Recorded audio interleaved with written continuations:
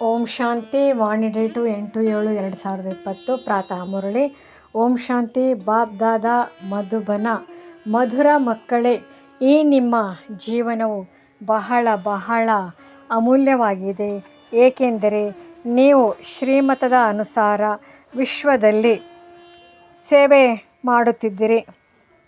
ಈ ನರಕವನ್ನು ಸ್ವರ್ಗವನ್ನಾಗಿ ಮಾಡಿಬಿಡುತ್ತೀರಿ.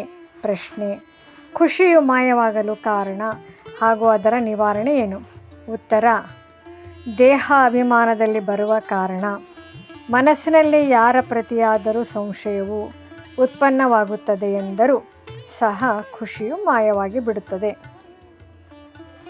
ಆದ್ದರಿಂದ ತಂದೆಯು ಸಲಹೆ ನೀಡುತ್ತಾರೆ, ಯಾವಾಗಲಾದರೂ ಯಾರದೇ ಪ್ರತಿ ಸಂಶಯ ಉತ್ಪನ್ನವಾದರೆ ತಕ್ಷಣ ತಂದೆಯೊಂದಿಗೆ ಕೇಳಿ ದೇಹಿ ಅಭಿಮಾನಿಯಾಗಿರುವ ಅಭ್ಯಾಸ ಮಾಡಿ, ಆಗ ಸದಾ ಖುಷಿಯಾಗಿರುತ್ತೀರಿ.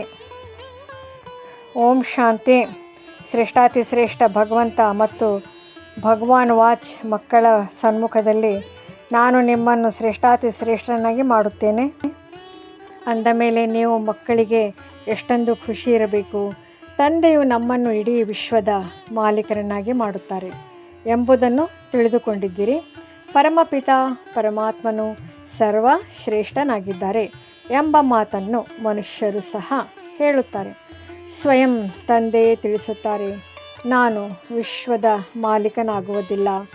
ಭಗವಾನ್ ವಾಚ್: ಮನುಷ್ಯರು ನನ್ನನ್ನು ಶ್ರೇಷ್ಠಾತಿ ಶ್ರೇಷ್ಠ ಭಗವಂತನೆಂದು ಹೇಳುತ್ತಾರೆ ಮತ್ತು ನಾನು ಹೇಳುತ್ತೇನೆ, ನನ್ನ ಮಕ್ಕಳೇ ಶ್ರೇಷ್ಠಾತಿ ಶ್ರೇಷ್ಠರಾಗಿದ್ದಾರೆ.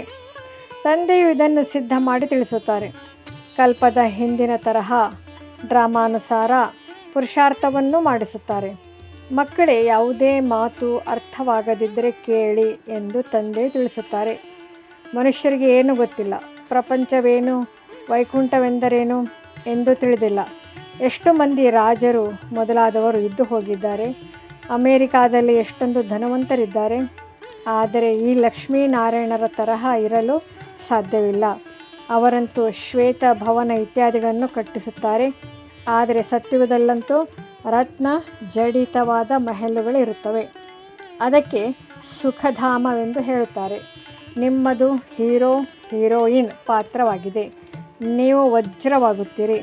ಸ್ವರ್ಣಿಮ ಯುಗವಿತ್ತು, ಈಗ ಕಬ್ಬಿಣದ ಸಮಾನ ಯುಗವಾಗಿದೆ. ಮಕ್ಕಳೇ, ನೀವು ಎಷ್ಟೊಂದು ಭಾಗ್ಯಶಾಲಿಗಳಾಗಿದ್ದೀರಿ. ಸ್ವಯಂ ಭಗವಂತನೇ ನಿಮಗೆ ತಿಳಿಸಿಕೊಡುತ್ತಾರೆ. ಅಂದ ಮೇಲೆ ನಿಮಗೆ ಎಷ್ಟು ಖುಷಿ ಇರಬೇಕು. ನಿಮ್ಮ ಈ ವಿದ್ಯೆಯು ಹೊಸ ಪ್ರಪಂಚಕ್ಕಾಗಿ ಇದೆ. ಈ ನಿಮ್ಮ ಜೀವನವು ಬಹಳ ಅಮೂಲ್ಯವಾಗಿದೆ, ಏಕೆಂದರೆ ನೀವು ವಿಶ್ವ ಸೇವೆ ಮಾಡುತ್ತೀರಿ. ತಂದೆಯು ಬಂದು ನರಕವನ್ನು ಸ್ವರ್ಗವನ್ನಾಗಿ ಮಾಡಿ ಎಂದು ತಂದೆಯನ್ನು ಕರೆಯುತ್ತಾರೆ. ಸ್ವರ್ಗದ ರಚಯಿತನನ್ನು ತಂದೆ ಎಂದು ಹೇಳುತ್ತಾರಲ್ಲವೇ? ತಂದೆಯು ತಿಳಿಸುತ್ತಾರೆ, ನೀವು ಸ್ವರ್ಗದಲ್ಲಿದ್ದೀರಿ, ಈಗ ನರಕದಲ್ಲಿದ್ದೀರಿ. ಈಗ ಪುನಃ ಸತ್ಯುಗದಿಂದ ಕಲಿಯುಗದಲ್ಲಿ ಅವಶ್ಯಕವಾಗಿ ಬರಬೇಕು. ತಂದೆಯು ಮಕ್ಕಳಿಗೆ ಮತ್ತೆ ಮತ್ತೆ ತಿಳಿಸುತ್ತಾರೆ, ಮಕ್ಕಳೇ, ಯಾರ ಪ್ರತಿಯಾದರೂ ಮನಸ್ಸಿನಲ್ಲಿ ಸಂಶಯವಿದ್ದರೆ, ಅದರಿಂದ ಖುಷಿಯಿಲ್ಲದಿದ್ದರೆ ತಿಳಿಸಿ. ತಂದೆಯೇ ಕುಳಿತು ಓದಿಸುತ್ತಾರಲ್ಲವೇ? ಓದಬೇಕಲ್ಲವೇ? ನೀವು ದೇಹಾಭಿಮಾನದಲ್ಲಿ ಬರುವ ಕಾರಣವೇ ಖುಷಿ ಇರುವುದಿಲ್ಲ. ತಂದೆಯಂತೂ ಕೇವಲ ಬ್ರಹ್ಮಾಂಡದ ಮಾಲೀಕನಾಗಿದ್ದಾರೆ. ನೀವು ವಿಶ್ವಕ್ಕೇ ಮಾಲೀಕರಾಗುತ್ತೀರಿ. ಭಲೆ ತಂದೆಗೆ ರಚಯಿತನೆಂದು ಹೇಳಲಾಗುತ್ತದೆ, ಆದರೆ ಮಹಾಪ್ರಳಯವಾಗಿ ಬಿಡುತ್ತದೆ.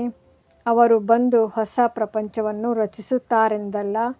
ತಂದೆಯು ತಿಳಿಸುತ್ತಾರೆ, ನಾನು ಬಂದು ಹಳೆಯದನ್ನು ಹೊಸದನ್ನಾಗಿ ಮಾಡುತ್ತೇನೆ, ಹಳೆಯ ಪ್ರಪಂಚವನ್ನು ವಿನಾಶ ಮಾಡಿಸುತ್ತೇನೆ ಮತ್ತು ನಿಮ್ಮನ್ನು ಹೊಸ ಪ್ರಪಂಚದ ಮಾಲೀಕರನ್ನಾಗಿ ಮಾಡುತ್ತೇನೆ. ಇದು ಸಹ ಡ್ರಾಮಾದಲ್ಲಿ ನಿಗದಿಯಾಗಿದೆ. ನಾನೇನು ಮಾಡುವುದಿಲ್ಲ, ಪತೀತ ಪ್ರಪಂಚದಲ್ಲಿಯೇ ಕರೆಯುತ್ತೀರಿ. ಆದ್ದರಿಂದ ನಾನು ಬಂದು ಪಾರಸ್ನಾಥರನ್ನಾಗಿ ಮಾಡುತ್ತೇನೆ. ಯಾವ ಮಕ್ಕಳು ಪಾರಸ್ಪುರಿಯಲ್ಲಿ ಬಂದ ನಂತರ ಅಲ್ಪಂತೂ ನನ್ನನ್ನು ಎಂದೂ ಕರೆಯುವುದಿಲ್ಲ. ಬಾಬಾ, ಪಾರಸ್ಪುರಿಯಲ್ಲಿ ಬಂದು ಒಮ್ಮೆ ಭೇಟಿ ಕೊಡಿ ಎಂದು ಎಂದಾದರೂ ಕರೆಯುತ್ತೀರಾ? ನನ್ನನ್ನು ಕರೆಯುವುದೇ ಇಲ್ಲ ಅಲ್ಲವೇ? ದುಃಖದಲ್ಲಿ ಎಲ್ಲರೂ ಸ್ಮರಣೆ ಮಾಡುವರು, ಸುಖದಲ್ಲಿ ಯಾರೂ ಸ್ಮರಣೆ ಮಾಡುವುದಿಲ್ಲವೆಂಬ ಗಾಯನವಿದೆ. ಅಲ್ಲಿ ನೆನಪು ಮಾಡುವುದಿಲ್ಲ, ಕರೆಯುವುದೂ ಇಲ್ಲ. ಕೇವಲ ದ್ವಾಪರದಲ್ಲಿ ಮಂದಿರಗಳನ್ನು ಕಟ್ಟಿಸಿ ಅದರಲ್ಲಿ ನನ್ನ ಮೂರ್ತಿಯನ್ನಿಟ್ಟು ಬಿಡುತ್ತೀರಿ. ಪೂಜೆ ಮಾಡಲು ಕಲ್ಲಿನ ಮೂರ್ತಿ ಅಥವಾ ವಜ್ರದಿಂದ ಲಿಂಗವನ್ನು ಮಾಡಿಸಿ ಇಡುತ್ತೀರಿ. ಇವು ಎಷ್ಟು ವಿಚಿತ್ರವಾದ ಮಾತುಗಳಾಗಿವೆ. ಇವನ್ನು ಚೆನ್ನಾಗಿ ಕಿವಿ ತೆರೆದು ಕೇಳಬೇಕು. ಕಿವಿಗಳು ಪವಿತ್ರವಾಗಬೇಕು. ಇದಕ್ಕಾಗಿ ಮೊದಲನೆಯದು ಪವಿತ್ರತೆಯಾಗಿದೆ. ಸಿಂಹದ ಹಾಲು ಚಿನ್ನದ ಪಾತ್ರೆಯಲ್ಲಿಯೇ ನಿಲ್ಲುತ್ತದೆ ಎಂದು ಹೇಳುತ್ತಾರೆ. ಹಾಗೆಯೇ ಇದರಲ್ಲಿಯೂ ಪವಿತ್ರತೆ ಇದ್ದಾಗ ಮಾತ್ರ ಧಾರಣೆಯಾಗುವುದು. ಕಾಮ ಮಹಾಶತ್ರುವಾಗಿದೆ. ಇದರ ಮೇಲೆ ಜಯಗಳಿಸಿ ನಿಮ್ಮದು ಇದು ಅಂತಿಮ ಜನ್ಮವೆಂದು ತಂದೆಯು ತಿಳಿಸುತ್ತಾರೆ. ನಿಮಗೂ ಸಹ ಇದು ಅರ್ಥವಾಗಿದೆ. ಅದೇ ಮಹಾಭಾರತ ಯುದ್ಧವಾಗಿದೆ. ಕಲ್ಪಕಲ್ಪವು ಹೇಗೆ ವಿನಾಶವಾಗಿದೆಯೋ ಚಾಚು ತಪ್ಪದೆ ಅದೇ ರೀತಿ ಡ್ರಾಮಾ ಅನುಸಾರ ಈಗಲೂ ಆಗಲಿದೆ.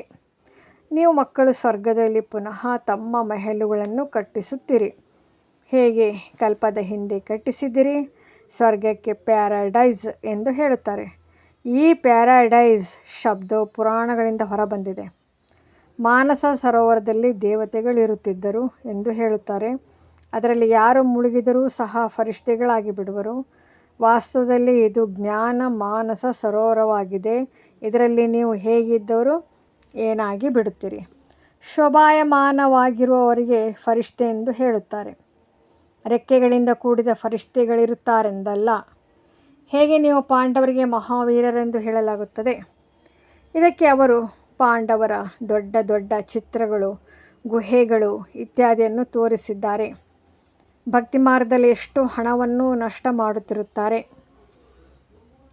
ತಂದೆಯು ತಿಳಿಸುತ್ತಾರೆ, ನಾನಂತೂ ಮಕ್ಕಳನ್ನು ಎಷ್ಟು ಸಾಹುಕಾರರನ್ನಾಗಿ ಮಾಡಿದೆನು. ನೀವು ಇಷ್ಟೆಲ್ಲ ಹಣವನ್ನು ಏನು ಮಾಡಿದಿರಿ.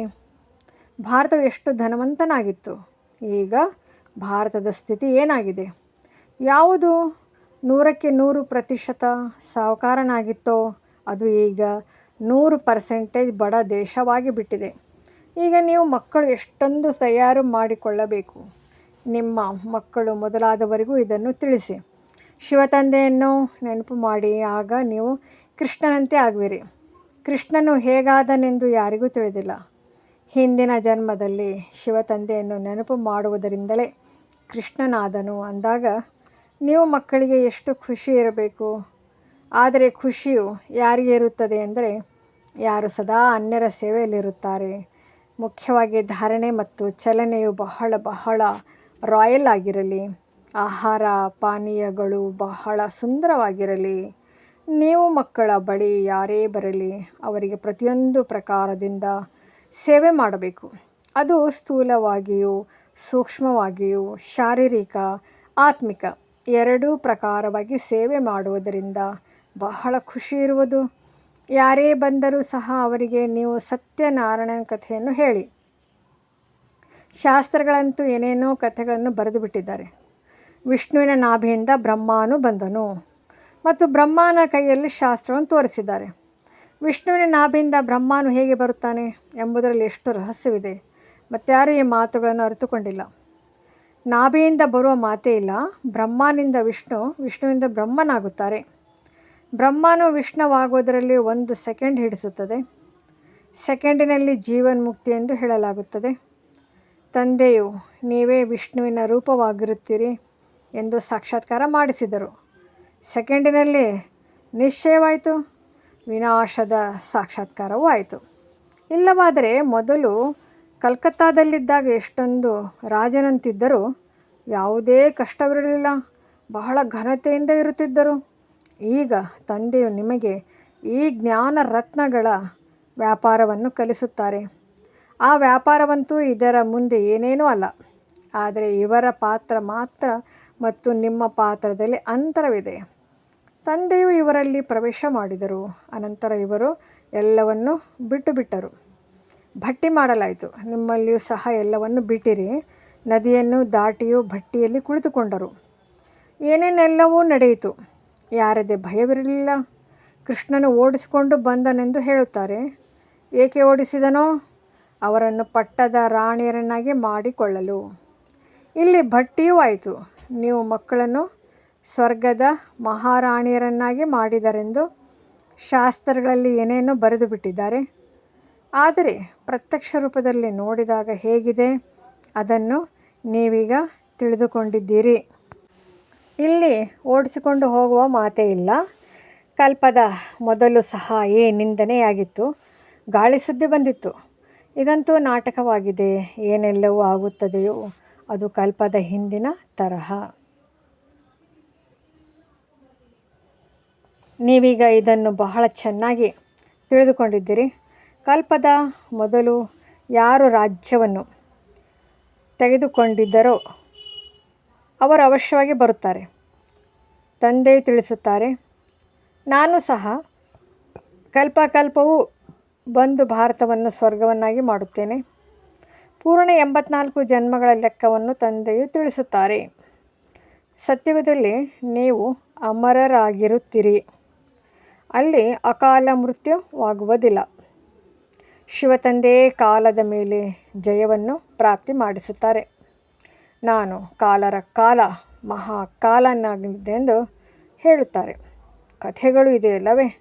ನೀವು ಕಾಲದ ಮೇಲೆ ಜಯಗಳಿಸುತ್ತೀರಿ. ಅಮರಲೋಕದಲ್ಲಿ ಹೋಗುತ್ತೀರಿ. ಅಮರಲೋಕದಲ್ಲಿ ಶ್ರೇಷ್ಠ ಪದವಿಯನ್ನು ಪಡೆಯಲು ಮೊದಲನೇದಾಗಿ ಪವಿತ್ರರಾಗಿ, ಎರಡನೇದಾಗಿ ದೈವಿ ಗುಣಗಳನ್ನು ಧಾರಣೆ ಮಾಡಿ, ಪ್ರತಿನಿತ್ಯವೂ ತಮ್ಮ ಚಾರ್ಟ್ ಇಟ್ಟುಕೊಳ್ಳಿ. ರಾವಣನ ಮೂಲಕವೇ ನಿಮಗೆ ನಷ್ಟವಾಗಿದೆ. ನನ್ನ ಮೂಲಕ ನಿಮಗೆ ಲಾಭವಾಗುತ್ತದೆ. ವ್ಯಾಪಾರಿಗಳು ಈ ಮಾತುಗಳನ್ನು ಚೆನ್ನಾಗಿ ಅರ್ಥ ಮಾಡಿಕೊಳ್ಳುತ್ತಾರೆ.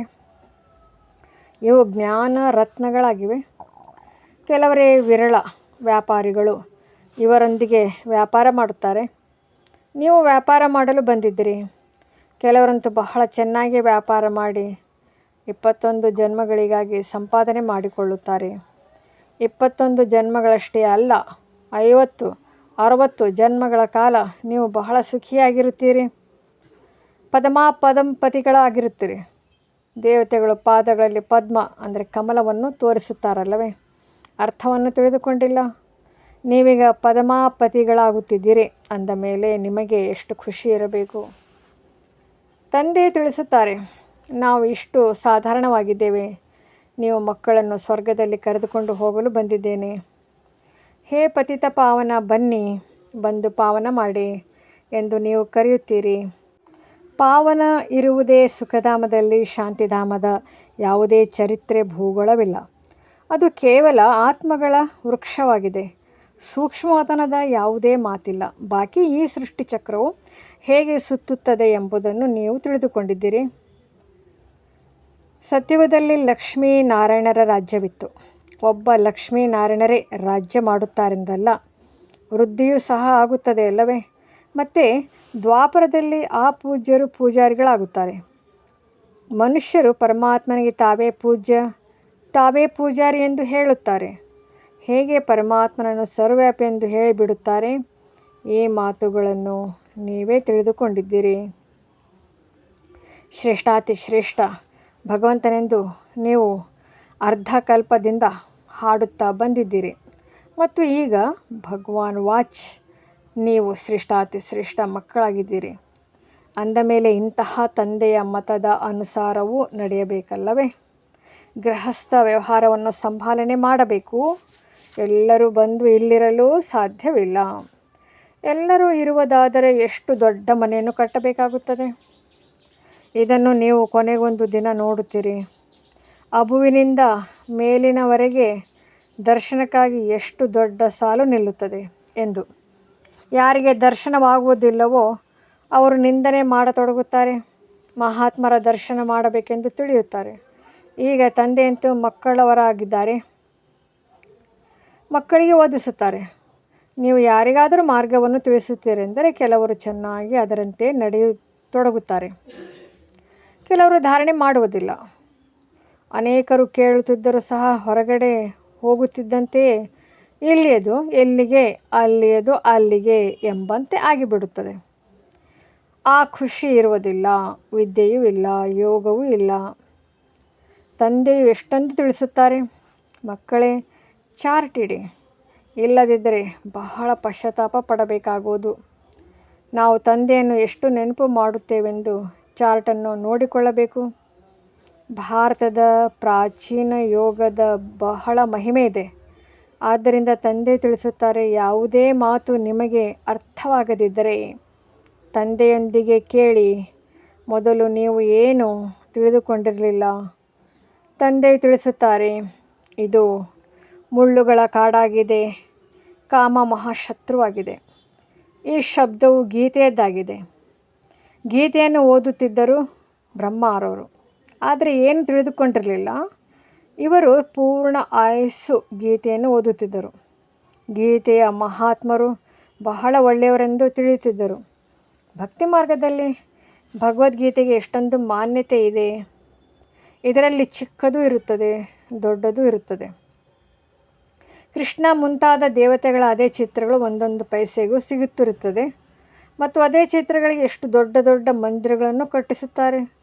ತಂದೆ ತಿಳಿಸುತ್ತಾರೆ, ನೀವಂತೂ ವಿಜಯ ಮಾಲೆಯ ಮಣಿಗಳಾಗಬೇಕಾಗಿದೆ. ಇಂತಹ ಮಧುರಾತಿ ಮಧುರ ತಂದೆಗೆ ಬಾಬಾ ಬಾಬಾ ಎಂತಲೂ ಹೇಳುತ್ತಾರೆ. ಸ್ವರ್ಗದ ರಾಜ್ಯ ಭಾಗ್ಯವನ್ನೂ ಕೊಡುತ್ತಾರೆ ಎಂಬುದನ್ನು ತಿಳಿದುಕೊಂಡಿದ್ದಾರೆ. ಆದರೂ ಮತ್ತೆ ಅಹೋ ಮಾಯೆ ವಿಚ್ಛೇದನವನ್ನು ಕೊಟ್ಟು ಬಿಡುತ್ತಾರೆ. ಭಕ್ತಿ ಮಾರ್ಗದಲ್ಲಿಯೂ ಭಗವಂತನಿಗೆ ಪತಿಯರ ಪತಿ ಎಂದು ಹೇಳಲಾಗುತ್ತದೆ. ಗುರುಗಳಿಗೆ ಗುರು ಒಬ್ಬರೇ ಆಗಿದ್ದಾರೆ. ಅವರೀಗ ನಮ್ಮ ತಂದೆಯಾಗಿದ್ದಾರೆ. ಜ್ಞಾನ ಸಾಗರ ಪತಿತ ಪಾವನನಾಗಿದ್ದಾರೆ. ನೀವು ಮಕ್ಕಳು ಹೇಳುತ್ತೀರಿ, ಬಾಬಾ ನಾವು ಕಲ್ಪಕಲ್ಪವು ತಮ್ಮಿಂದ ಆಸ್ತಿಯನ್ನು ತೆಗೆದುಕೊಳ್ಳುತ್ತಾ ಬಂದಿದ್ದೇವೆ.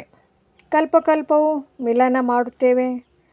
ತಾವು ಬೇಹದ್ದಿನ ತಂದೆಯಿಂದ ಅವಶ್ಯವಾಗಿ ಬೇಹದ್ದಿನ ತಂದೆಯ ಆಸ್ತಿ ಸಿಗುತ್ತದೆ. ಮುಖ್ಯವಾಗಿದೆ ಆಲ್ಫ್ ಅಂದರೆ ತಂದೆ, ಅದರಲ್ಲಿ ಬೇ ಅಂದರೆ ಅರ್ಥಾತ್ ಆಸ್ತಿಯು ಸೇರಿದೆ. ತಂದೆ ಅಂದರೆ ಆಸ್ತಿ. ಅವರು ಹದ್ದಿನ ತಂದೆ, ಇವರು ಬೇಹದ್ದಿನ ತಂದೆಯಾಗಿದ್ದಾರೆ. ಹದ್ದಿನ ತಂದೆಯವರಂತೂ ಅನೇಕರಿದ್ದಾರೆ. ಬೇಹದ್ದಿನ ತಂದೆಯು ಒಬ್ಬರೇ ಆಗಿದ್ದಾರೆ. ಒಳ್ಳೆಯದು. ಮಧುರಾತಿ ಮಧುರ ಅಗಲಿ ಮರಳಿ ಸಿಕ್ಕಿರುವ ಮಕ್ಕಳ ಪ್ರತಿ ಮಾತಾಪಿತಾ ಬಾಬ್ ದಾದಾರವರ ನೆನಪು, ಪ್ರೀತಿ ಹಾಗೂ ಸುಪ್ರಭಾತ. ಆತ್ಮೀಯ ಮಕ್ಕಳಿಗೆ ಆತ್ಮೀಯ ತಂದೆಯ ನಮಸ್ತೆ. ಧಾರಣೆಗಾಗಿ ಮುಖ್ಯ ಸಾರ. ಮೊದಲನೆಯದು, ಸ್ಥೂಲ ಸೂಕ್ಷ್ಮ ಸೇವೆ ಮಾಡಿ ಅಪಾರ ಖುಷಿಯ ಅನುಭವ ಮಾಡಬೇಕು ಮತ್ತು ಮಾಡಿಸಬೇಕಾಗಿದೆ. ಚಲನೆ ಮತ್ತು ಚೆಹರೆ, ಆಹಾರ ಪಾನೀಯಗಳಲ್ಲಿ ಬಹಳ ಘನತೆಯನ್ನಿಟ್ಟುಕೊಳ್ಳಬೇಕಾಗಿದೆ.